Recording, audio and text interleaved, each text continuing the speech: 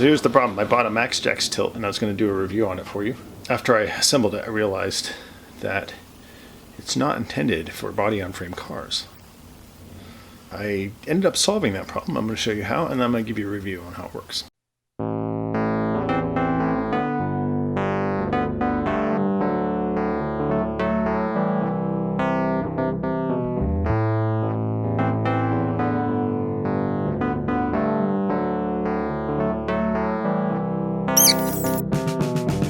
Included with the tilt is this jack stand. I was going to buy a super tall jack stand, but they give you one. It's not super sturdy, but it does the job of stabilizing a car from rocking back and forth.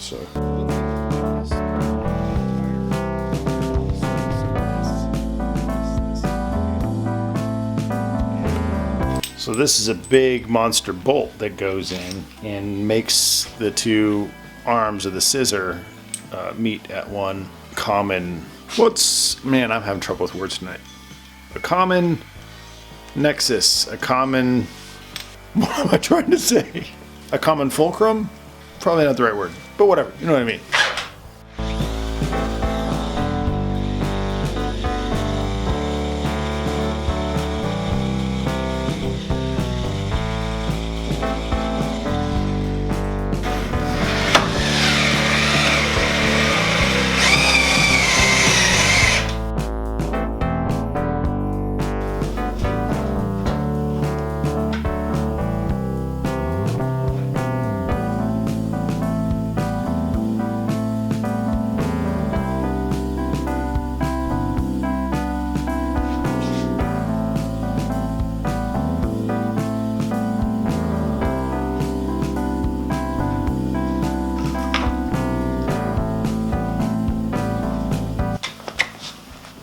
Did you just see that? It's kind of freaking me out a little bit. I mean, I've got it, but I mean, I don't even have it lifted all the way, and I've got so much more clearance under there. It's crazy.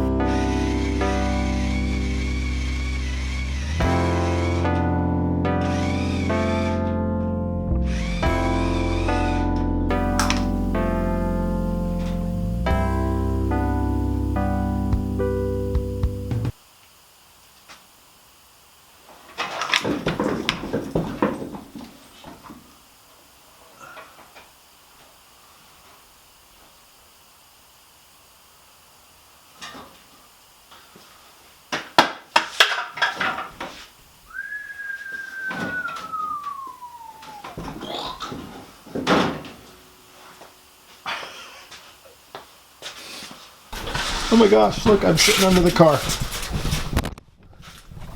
I was able to pull my drive shaft out. I've been able to do that since forever. I'm going to actually sweep under here. Look at this. This is awesome.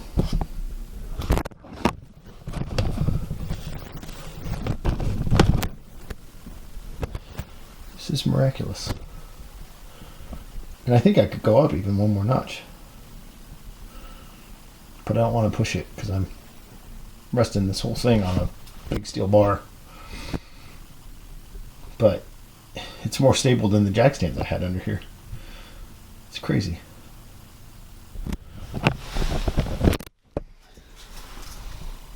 Holy moly.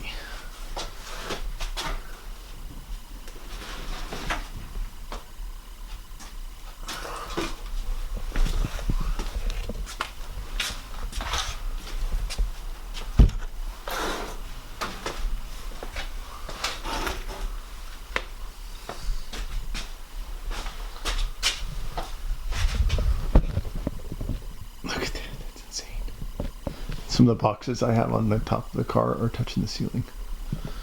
Let's see how far off the ground I am. I'm about 27 inches up. I could tilt it further a little bit if I wanted to, but I don't want to tilt it. I'm going to lower it down a little bit. I'm going to take the jack stand out and I'm going to let it sit on its wheels.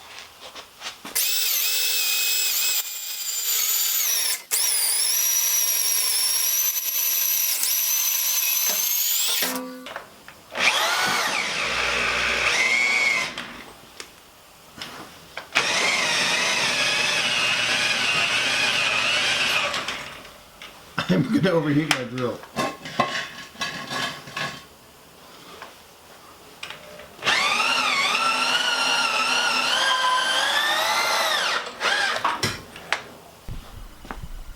I'm definitely going to smoke this drill. I mean, it's overheating. I am clearing my garage door, which is good. It's a little off center now for the weight. So I've got too much on the front. It's really tilting forward. I mean, look at how much room I have under here.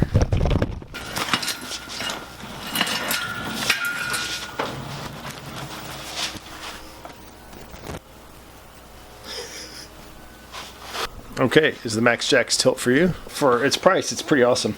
Especially if you can get it on sale. I'd say it's worth a shot. They don't really explain to you that you need a pretty powerful drill. Like, I'm gonna burn that drill out. I've had that drill for 12 years and I think this thing's gonna kill it.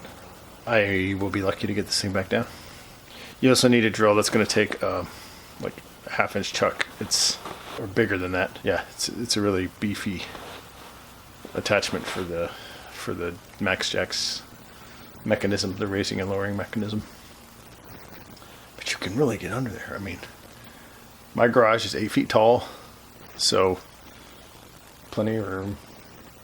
And you can see I could sit on that seat under there. I mean, this is the best access I've ever had under a car. I still plan on getting a bigger lift, and if you want something with more capability, with more access to more areas under the car and unencumbered access between the rails under the car, I suggest either a 2-post or 4-post lift. I haven't used the Ranger Quick Jack, so I couldn't tell you if this is better than that or not. But I think I got this on sale for like $850. I mean, this is a deal. Besides maybe having to buy another drill. So watch out for that. Overall, pretty cool. And also, if you have a body-on-frame car like I do here, I'm doing something possibly dangerous. I'm having I put literally a 2x4 piece of steel across the frame to lift it. I should probably have 2 under there. But it was I could still get the MaxJax tilt under the car with that piece of metal. And my car is lowered. I think I have a 4-inch drop in the front and 3 in the rear, something like that. So keep that in mind if you've got a body-on-frame car. It's not quite designed for that. I'm going to sweep out from underneath the car now. This is Steven Hill on Solve Fix Build. Thanks for watching.